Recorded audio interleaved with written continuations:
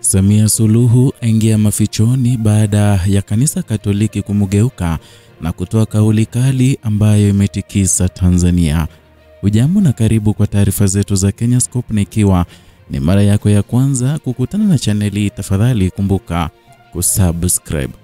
Jimbo kuu la Katoliki la Mwanza limeibua mjadala mkubwa nchini baada ya askofu mkuu Renatus Nkwande kupinga hadharani taarifa iliyotolewa na jeshi la polisi mkoa wa Ruvuma kuhusu kupatikana kwa Padre Nikata. Tukio hilo limezua hisia kali ndani na nje ya taasisi za dini, ikiibua maswali kuhusu ukweli wa taarifa rasmi na namna vyombo vya dola vinavyoshughulikia masuala ya viongozi wa dini. Taarifa ya awali kutoka kwa polisi Ruvuma ilieleza kuwa Padre Nikata, ambaye alikuwa ametoweka kwa muda, alipatikana salama na kudaiwa kujiteka kutokana na matatizo ya kimahusiano baada ya kuvunjika kwa uhusiano wa kimapenzi. Polisi pia walidai kuwa padre huyo hakuwa tena sehemu ya huduma za kipadri, madai ambayo sasa yamepingwa vikali na kanisa Katoliki. Kupitia kauli iliyotolewa mjini Mwanza, kanisa limesema alikuwa kufahamishwa chochote kuhusu maendeleo ya uchunguzi huo, alinadaiwa kuonyesha ukosefu wa mawasiliano kati ya taasisi za dini na vyombo vya dola. Askofu Nkwande alisisitiza kuwa taarifa zilizotolewa na polisi ni za kushangaza na zenye kuumiza, akibainisha kuwa Padre Nikata bado ni mhudumu halali wa kanisa na hajawahi kuacha upadri wake.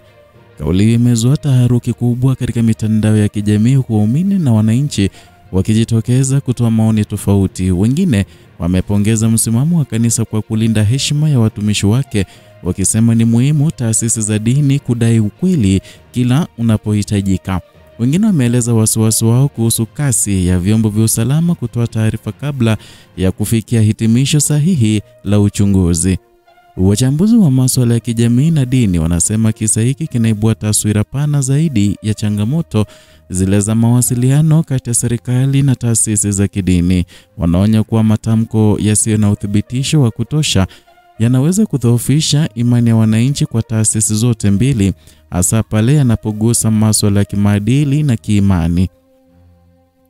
Baadhi ya waumini wa kanisa Katoliki wameonyesha huzuni na hasira kwa namna jina la Padre Nikata linavyohusishwa na madai mazito ya kujiteka.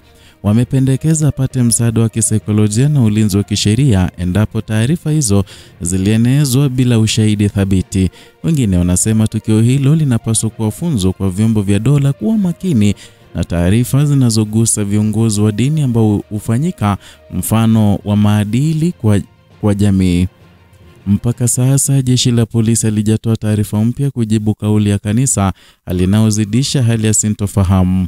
Vyombo vya habari na mashirika ya haki za binadamu vinaendelea kufuatilia kwa karibu mwenendo wa swala hili, huku kukiwa na matarajio ya hatua za kisheria iwapo jina la Padre Nikata litaendelea kuchafuliwa bila uthibitisho.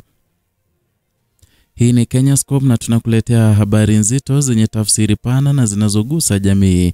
Endelea kufuatilia kwa uchambuzi wa kina kuhusu matukio makubwa yanayoibua mijadala Afrika Mashariki.